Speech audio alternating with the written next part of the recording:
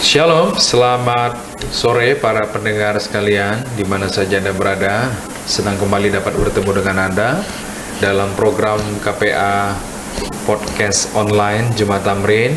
Apa kabar Anda hari ini, Bapak Ibu, Saudara-saudara sekalian?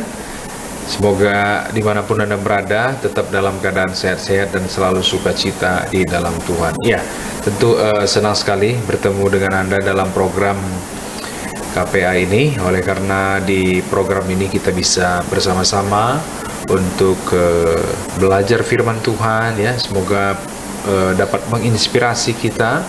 Semakin hari kita boleh semakin bertumbuh di dalam firman Tuhan, dan saya yakin dan percaya program ini akan memberkati kita sementara kita belajar. Anda membuka lembaran-lembaran kitab suci di rumah dan mencocokkan setiap ayat demi ayat, dan saya percaya itu akan menolong kita untuk membiarkan firman Tuhan tetap selalu menjadi bagian di dalam kehidupan kita. Ya, bersama saya Pendeta Muda Andreas Ginting. Dalam beberapa waktu ke depan ini kita akan berdiskusi, ya, bersama-sama mempelajari firman Tuhan, dan juga bila mana ada yang ingin didoakan atau ingin disampaikan dalam bentuk pertanyaan ataupun tanggapan, ya, Anda boleh tetap menyampaikannya di kolom chat yang tersedia di YouTube ini, ya. Baik, Bapak Ibu, saudara-saudara sekalian, di studio saya tidak sendiri, ya. Saya masih bersama dengan seorang pemudi yang semangat di sini, ya, masih dengan Raquel, ya. Kita sapa dulu Raquel ini, ya. Shalom Raquel. Shalom Pak Pendeta. Bagaimana kabar hari ini? Puji Tuhan, baik. Masih semangat terus? Masih dong Pak Pendeta. Puji Tuhan, ya, puji Tuhan. Baik, hari ini topik pembahasan yang akan kami ketengahkan masih seputaran tentang kota besar di angkasa luar. Di angkasa luar, ya. Jadi ini merupakan lanjutan dari beberapa episode, ya, 2 episode terakhir sehubungan dengan pembahasan kota besar di angkasa luar ini. Baik, kita akan memulaikannya, dan sebelum kita melanjutkannya kita akan berdoa. Kita minta kesediaan Raquel untuk memulai dalam doa. Mari kita bersatu dalam doa. Tuhan, terima kasih atas berkat-Mu. Pada saat ini Bapa, kami ingin kembali mempelajari sedikit dari firman-Mu, Tuhan. Biarlah apa yang kami pelajari Engkau dapat berikan Roh Kudus, agar kami dapat mengerti, dan pengetahuan yang telah Engkau berikan kepada kami tidak hilang begitu saja, melainkan menjadi motivasi dan semangat kami, ya Bapa, untuk bertemu kembali dengan Engkau, Tuhan. Sempurnakan doa kami yang jauh dari sempurna ini, dalam nama Tuhan Yesus, amin. Amin. Baik, Bapak Ibu sekalian, dan juga Raquel, kita sudah tiba, ya. Kemarin kita sudah bahas, kalau nggak salah sejauh ini kita sudah bahas tentang nama kota itu, ukurannya seperti apa, ya. Kemudian juga terakhir kita sudah membahas bagaimana kota ini di dalamnya itu sangat indah, ya.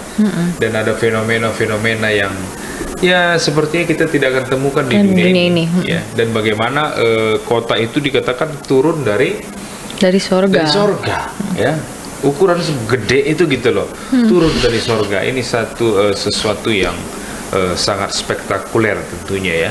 Dan kira-kira untuk selanjutnya ini apa yang akan coba kita bahas lagi, Raquel? Sebelumnya kan udah pernah dikupas, ya Pak Pendeta, ya. Kalau misalkan akibat dari dosa tuh udah gak akan ada lagi, ya. Seperti tangis, ratap tangis, sifat kecemburuan, kematian, dan lain-lain sebagainya kan udah gak akan ada lagi. Itu kan semua akibat dari dosa, ya Pak Pendeta. Kalau gitu dosanya kemana nih kira-kira? Dosanya dan orang-orang yang berdosa. Kira-kira dosanya jalan-jalan terus hilang, atau jalan-jalan terus pulang lagi ke kita gitu nanti? Jadi yang pasti di sana itu tidak ada lagi dosa, ya. Dosa itu hanya cukup di dunia ini, dan yang di sana itu udah pasti orang-orang yang tidak berdosa.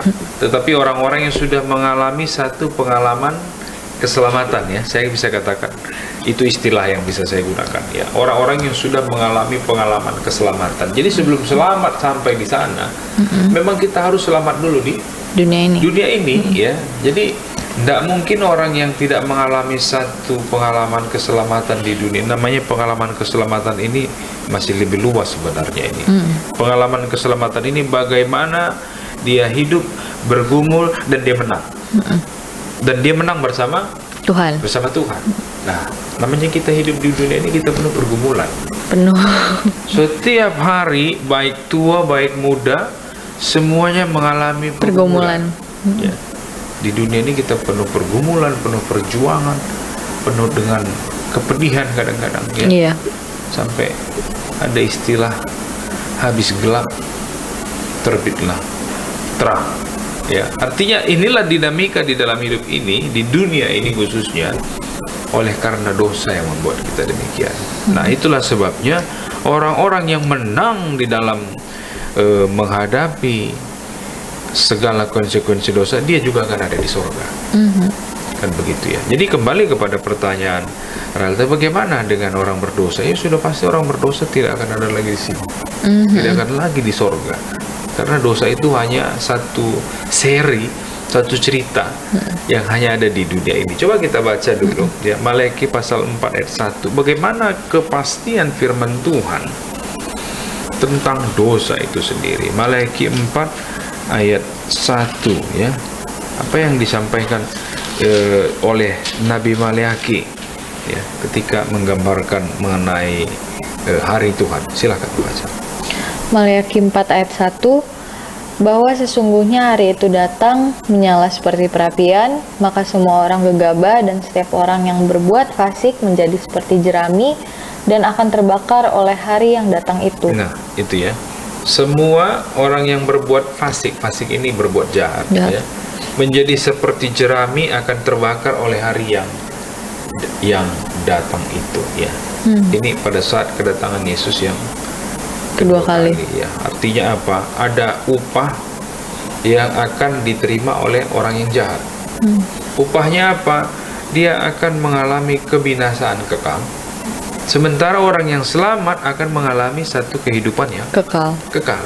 Dan berbicara mengenai kehidupan yang kekal, itu kehidupan yang hanya terjadi di sorga ya. Dan bagaimana dengan orang yang berdosa? Yang sudah pasti ada juga kepastian dengan orang berdosa ini ya.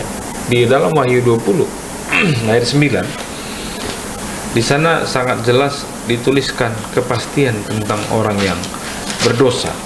Dalam istilah Yohanes, dia menggambarkan di dalam Wahyu 20 ayat 9. Raquel boleh bantu baca. Wahyu 20 ayat 9, maka naiklah mereka ke seluruh dataran bumi, lalu mengepung perkemahan tentara orang-orang kudus dan kota yang dikasihi itu, tetapi dari langit turunlah api menghanguskan mereka. Nah, turunlah api menghanguskan mereka ya. Jadi api ini adalah satu penghukuman ya, penghukuman yang tersedia bagi orang-orang fasik, bagi orang-orang jahat ya. Jadi orang-orang berdosa ini tidak akan ada di surga. Mereka akan mengalami penghukuman. Dan lebih lanjut kalau kita baca ya, di dalam 2 Petrus 3 ayat 10 ya, di dalam 2 Petrus 3 ayat 10 di sana Petrus menggambarkan, disebutkan, tetapi dikatakan hari Tuhan akan tiba ya. Hari Tuhan akan tiba seperti apa? Seperti pencuri. Artinya kedatangan Tuhan itu tidak diduga-duga. Kedatangan Tuhan itu ya, kalau tidak diduga-duga ini artinya dia tidak beritahu kapan dia akan datang ya. Tapi dia datang pada saat manusia tidak menduga ya. Ya sama seperti pencuri kalau mau maling rumah orang, nggak pernah bilang-bilang. Kalau iya nggak pernah bilang. Kalau maling bilang nanti saya datang ya malam. Iya, udah siap-siap kita. Udah siap-siap ya, dan nggak akan ada yang hilang. Iya. Nah, tapi ini frase ya kalau kita lihat ya. Bagaimana kedatangan Tuhan digambarkan seperti seorang pencuri, yang artinya apa ditekankan di sana ya. Pada hari itu dikatakan langit akan lenyap dengan gemuruh yang dahsyat, dan unsur-unsur dunia akan hangus dalam nyala api, dan apa saja yang hangus, dan bumi katanya apa? Dan segala yang di atasnya akan hilang lenyap. Jadi bisa nggak kita bayangin nih, semuanya akan dibakar, terbakar oleh api yang disediakan untuk penghukuman itu. Dan api inilah yang akan membersihkan semuanya. Ya, ini satu kepastian bagaimana dosa dan orang berdosa itu pada akhirnya Kalau kita lihat, jadi sangat kontradiksi, artinya sangat berbeda keadaannya dengan yang ada di Yerusalem baru. Jadi kita sudah lihat dalam beberapa waktu ini betapa luar biasa dan indahnya kota yang disediakan Tuhan itu. Yerusalem baru itu luar biasa dan sangat berbeda dengan keadaan yang diceritakan di dalam pembahasan ini, ya. Ini sebagai satu apa namanya? Ini sebagai satu peringatan, ya. Itulah sebabnya kalau kita baca di dalam 2 Petrus 3 ayat yang ke-13, apa disebutkan di sana? Tetapi sesuai dengan janjinya, kita menantikan langit yang baru dan bumi yang baru, di mana terdapat kebenaran. Janji Tuhan, kita sedang menantikan itu. Ada langit yang baru, ada bumi yang baru, yang dimana di sana hanya terdapat apa? Kebenaran. Ya, kalau udah kebenaran yang tinggal, maka di sanalah terdapat damai sejahtera. Iya benar. Maka di sanalah terdapat sukacita. Itulah sebabnya kenapa begitu penting kebenaran di dalam hidup kita. Karena itu adalah jawaban dari segala persoalan hidup kita hari ini. Karena di dalam kebenaran itulah kita merasakan kehidupan yang sempurna. Makanya Yesus katakan, akulah, Yohanes 14:6, akulah jalan, kebenaran, dan hidup. Di dalam Yesus sajalah kita menemukan kebenaran itu. Di dalam Yesus saja kita menemukan kehidupan, dan di dalam Yesus itu kita menemukan jalan. Makanya Yesus katakan tidak ada orang yang datang kepada Bapa jika tidak melalui aku. Kisah pasal 4 ayat 12 katakan apa? Hanya di dalam Dialah satu-satunya apa? Yang olehnya kita diselamatkan. Ya. Jadi jalan itu sudah terbuka dengan lebar. Penawaran itu sudah Tuhan sampaikan dengan begitu jelas. Bahkan Dia ungkapkan sendiri bahwa jangan gelisah hati kita. Dia sudah pergi ke sorga dan sedang menyediakan tempat bagi kita. Dan kalau aku sudah menyediakan tempat bagimu, aku akan apa katanya? Datang kembali dan membawa kamu ke tempat di mana ia berada. Luar biasa. Ini yang kita pegang hari ini. Ya, ini yang kita simpan di dalam hati kita hari ini. Dan Yesus menginginkan kita tetap setia sementara kita menunggu Dia datang, ya. Jadi upah atau penghukuman itu, ya, bagi orang berdosa, ya, itu sudah jelas, dan mereka tidak akan ada lagi nanti di dalam kerajaan sorga. Ya, kalau kita lihat itu sedikit saya tambahkan. Oh ya, makasih pendeta. Tadi kan juga udah disebut ya sama pendeta kalau misalkan ada perbedaan yang signifikan dari dunia yang lama sama dunia yang baru. Karena kan dunia yang lama kan nanti terbakar ya oleh api, itu yang tadi kita udah baca. Kira-kira kalau boleh tahu perbedaan lainnya apa sih Pak Pendeta? Ya, perbedaan lainnya ya, kalau nggak ada sih bedanya, kalau nggak ada bedanya ngapain gua ada di sorga? Iya, benar. Kadang-kadang begitu ya. Tapi ini perlu saya tekankan, kita membicarakan kerajaan sorga ini bukan soal keindahannya saja, ya. Tetapi penekanan yang jauh lebih penting sebenarnya, ini adalah fakta, ini adalah kebenaran yang memang Tuhan sediakan supaya kita tahu bahwa memang apa yang Tuhan telah persiapkan itu terbaik di dalam hidup kita. Dan apa saja yang ditawarkan di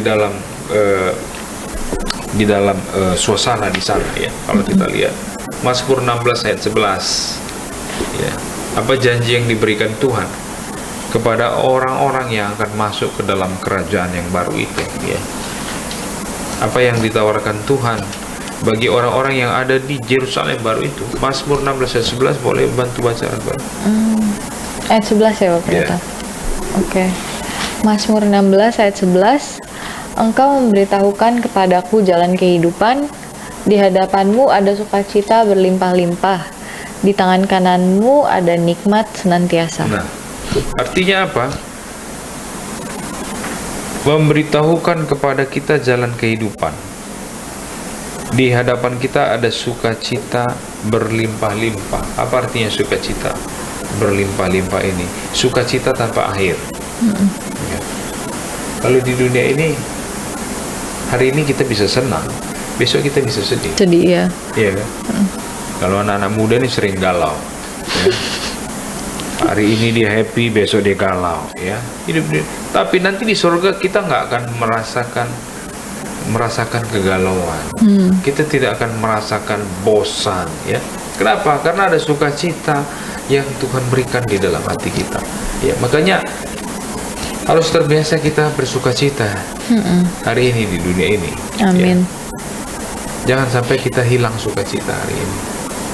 Ya, makanya ada patah katakan, smile to the world and the world will smile for you. Amin. But cry to the world, you will cry alone. Ya, apa artinya ya? Jadi kita ini harus selalu menjadi apa? Orang-orang yang mencerminkan sebagai umat yang sudah diselamatkan. Iya. Harus sukacita selalu hidup kita, ya.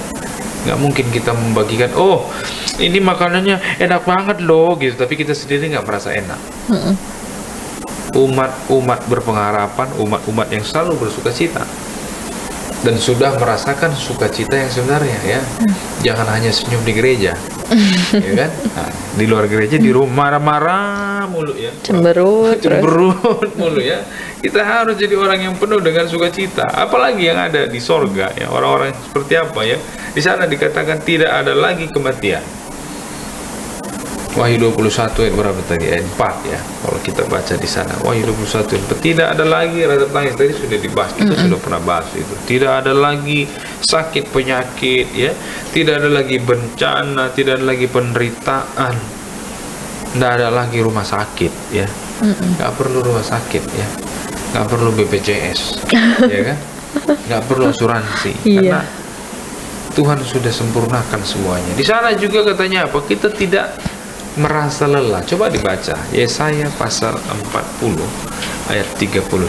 3L, apa nih 3L? Letih, lesu, lemah, loyo. Ya kan? Lemah, ya. Nah, jadi kalau di lelah ditambah, aduh banyak sekali L yang ragu, ya. Iya. Yesaya 40 ayat 31 katakan apa di sana? Negatif semua lagi ya, Pak Pendeta. Hanya di dunia ini kita merasakan itu. Coba kita lihat apa kesaksian Yesaya. Yesaya ini belum ke surga. Iya, benar juga. Tapi dia sudah menuliskan gambaran yang ada di sana, karena memang Tuhan menginspirasikan Yesaya untuk menuliskannya supaya dibaca oleh umat-umat Tuhan. Yesaya 40 ayat 31. Apa disebutkan di sana? Yesaya 40 ayat 31. Tetapi orang-orang yang menanti-nantikan Tuhan mendapat kekuatan baru. Mereka seumpama raja wali yang naik terbang dengan kekuatan sayapnya. Mereka berlari dan tidak menjadi lesu. Mereka berjalan dan tidak menjadi lelah. Nah, ini 3L tadi. Ini suasana sorga, ya. Keadaan yang Tuhan janjikan, ya. Kita tidak akan merasa lelah, ya. Bahkan di sana kita nggak perlu lagi pesawat terbang, karena kita pun nanti akan terbang ke seluruh angkasa, ya. Dan bayangkan bagaimana malaikat hari ini bisa terbang dari sorga ke dunia. Cepat sekali itu. Kalau kita baca Daniel 9, begitu Daniel masih berdoa, malaikatnya udah datang. Padahal jarak antara bumi dan sorga, matahari itu masih bisa dilihat loh, Raquel. Iya, matahari udah jauh banget. 150 juta kilometer.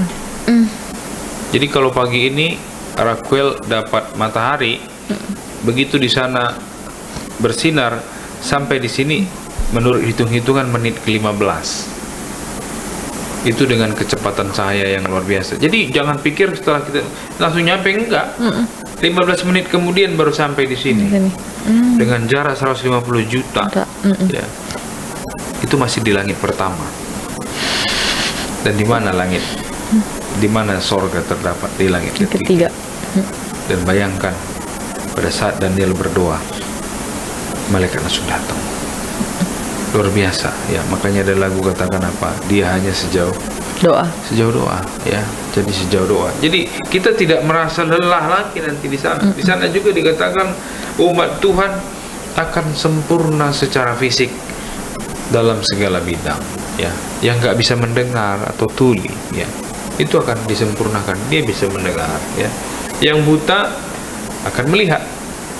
Yang bisu akan bisa berbicara dan bernyanyi, ya. Orang lumpuh juga akan disembuhkan dan mereka bisa jalan, bisa berlari seperti umumnya, ya. Apalagi suasana yang ada di sana di sana tidak ada lagi itu tadi kecemburuan, rasa ya, takut. fearless, ya apa namanya, ya fear, ya artinya rasa takut ya, di dalam diri, ya. Setiap hari kita merasa takut, akhirnya khawatir, cemas, stres. Pagi, siang, sore, dari minggu ke minggu, kebanyakan kita di dunia ini karena rasa takut. Tapi di sana itu tidak ada lagi benci, ya udah pasti. Orang yang benci itu hanya orang di dunia ini. Jadi kalau ada yang suka benci-benci sama orang, mulai hari ini hilangkan sifat kebencian itu. Kalau tidak sanggup, doakan, minta Tuhan supaya sembuhkan kita dari kebencian, kenajisan, apalagi kekerasan, ya, perilaku yang tidak bermoral, ya, segala bentuk kejahatan itu tidak akan ada lagi sampai selama-lamanya di kerajaan Tuhan. Itu hanya ada di dunia ini. Itulah sebabnya kalau kita baca di dalam kitab Wahyu pasal 21 ayat ke-8, itu informasi yang paling sangat jelas disebutkan di sana. Di ayat 8 Wahyu 21, silakan Raquel bantu baca. Wahyu 21 ayat 8, tetapi orang-orang penakut, orang-orang yang tidak percaya, orang-orang keji, orang-orang pembunuh, orang-orang sundal, tukang-tukang sihir, penyembah-penyembah berhala, dan semua pendusta, mereka akan mendapat bagian mereka di dalam lautan yang menyala-nyala oleh api dan belerang. Nah, sangat inilah jelas, kematian, ya, yang kedua. Nah, orang-orang penakut, apa ini orang-orang penakut? Orang yang tidak punya pendirian, ya.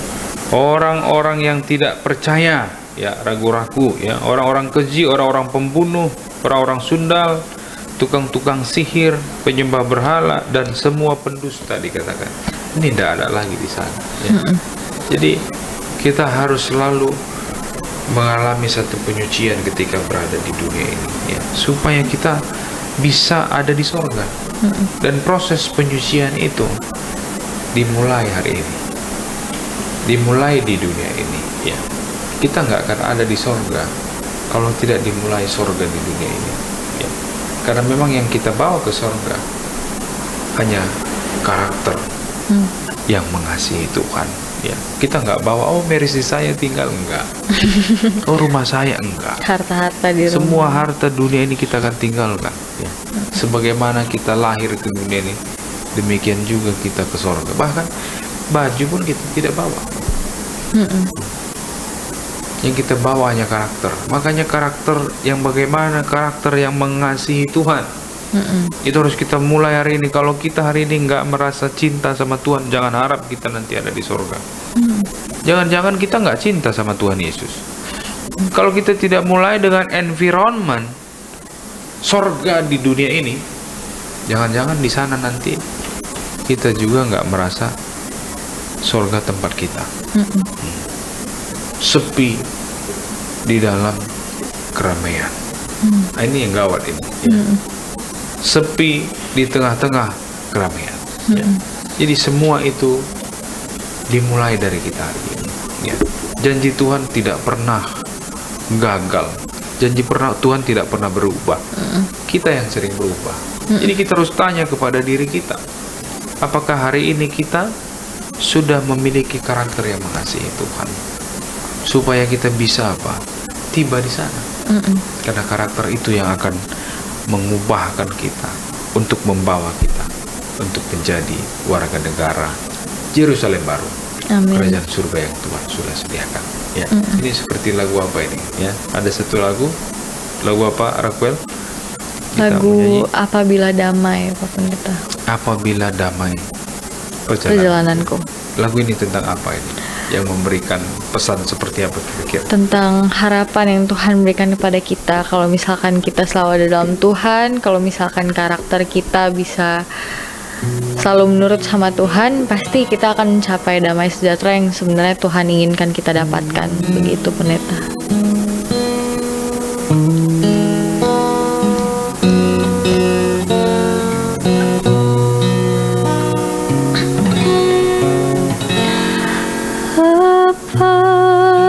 Apabila damai berjalan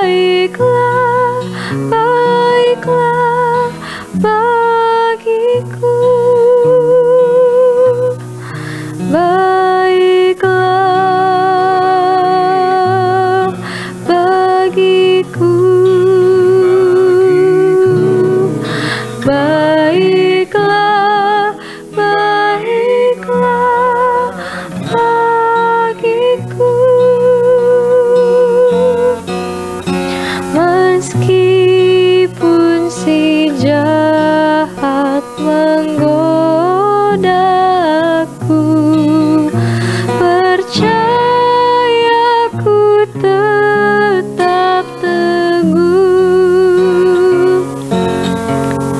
karena Yesus akan datang membantu, darahnya tertumpah bagiku.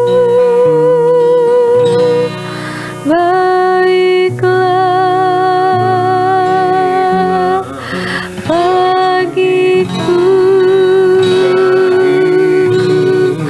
baiklah, baiklah bagiku. Oh Tuhan, lekaslah datang di awan dengan kemuliaan-Mu. Nafiri berbunyi, datanglah Tuhan, itu pun baiklah bagiku. Baiklah bagiku,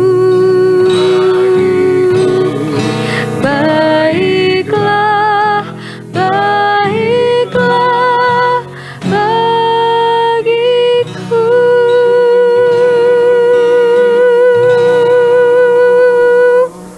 Puji Tuhan, biarlah kita untuk selalu tinggal di dalam kasih setia Tuhan. Semakin hari kita mengalami satu hubungan yang erat dengan Tuhan, sehingga kita ketika membentuk karakter yang mengasihi Tuhan, karakter itu akan selalu membimbing kita dan mempersiapkan kita untuk menjadi ahli waris kerajaan sorga. Mari kita kembali satu hati kita berdoa.